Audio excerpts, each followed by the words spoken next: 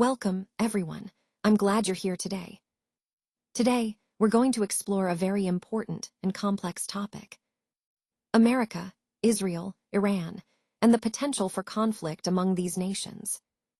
This is the first of 12 slides, and it sets the stage for understanding the current situation and possible future developments.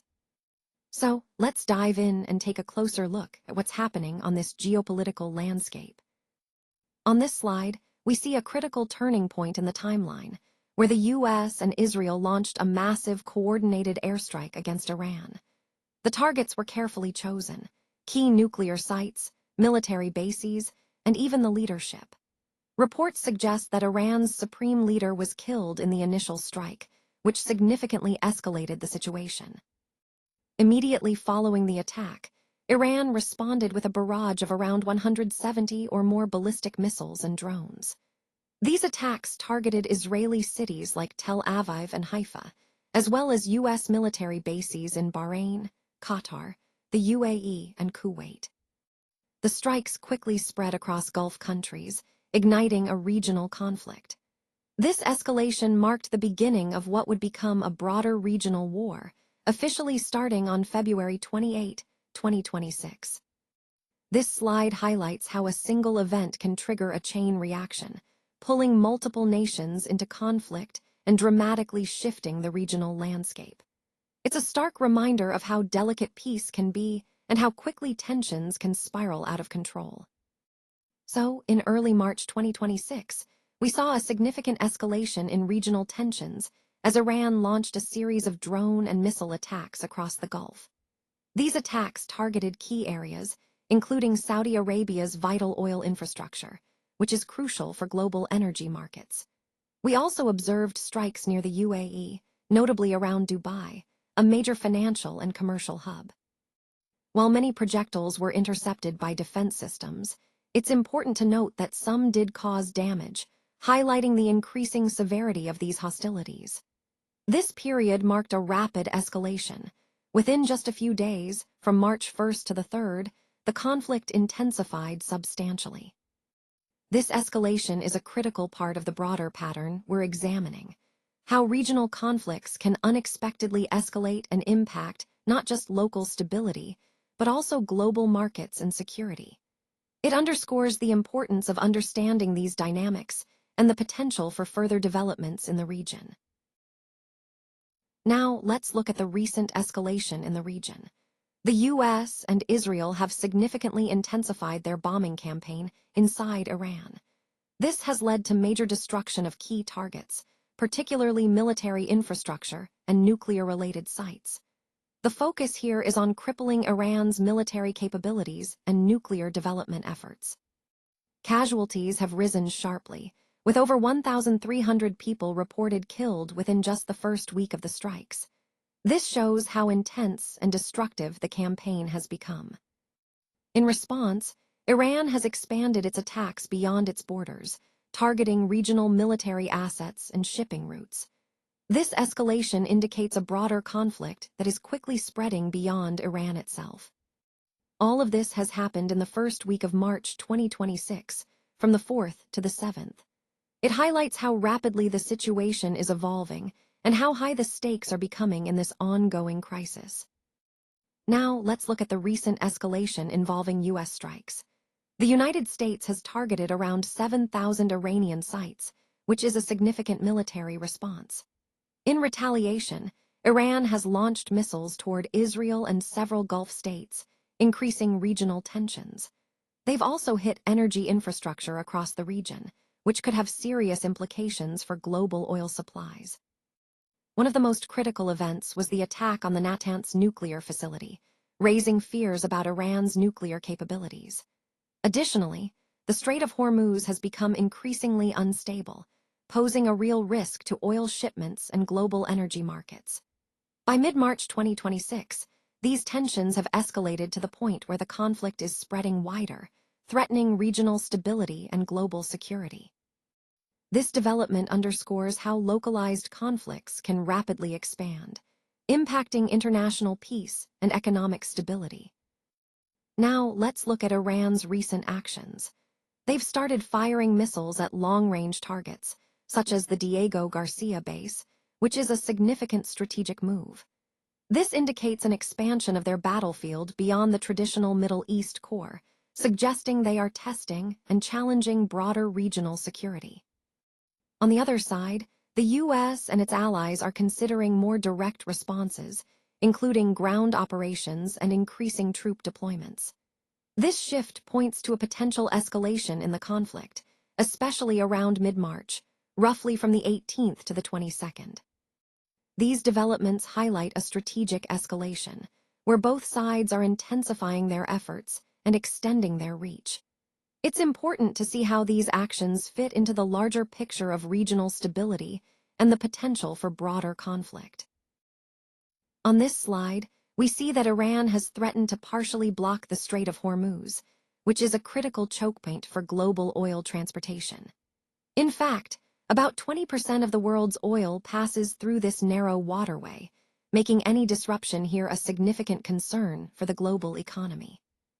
When Iran issued these threats, we saw oil prices surge above $100 per barrel, and then they started to fluctuate as markets reacted to the uncertainty.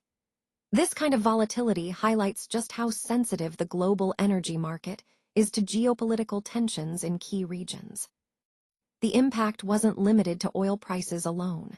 We also experienced disruptions in trade, flights, and shipping routes, many of which depend on smooth passage through this strait. Interestingly, Iran has been selectively allowing some ships to pass through, especially those deemed non-hostile, which adds another layer of complexity to the situation.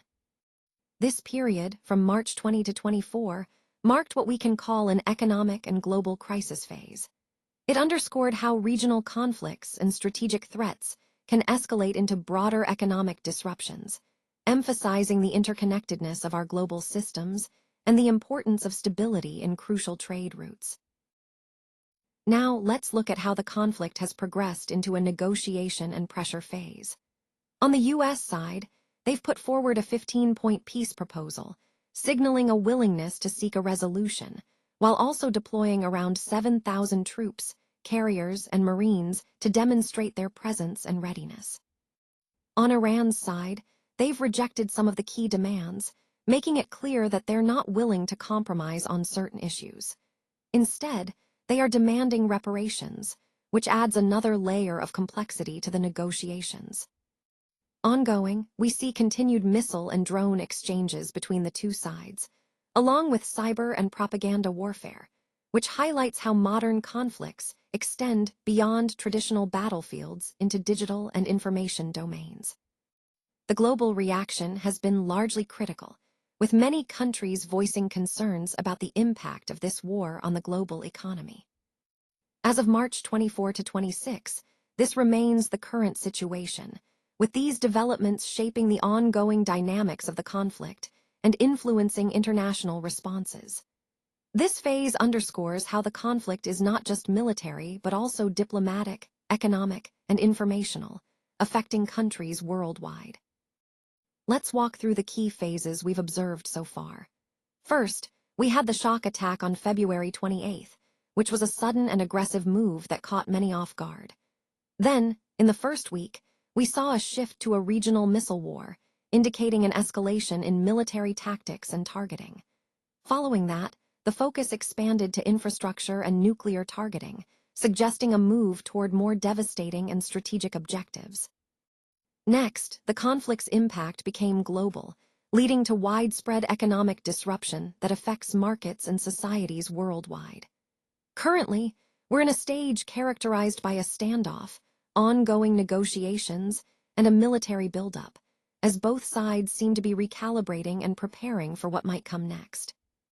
These phases reveal clear patterns: escalation, shifting targets, and a move towards broader conflict and negotiation.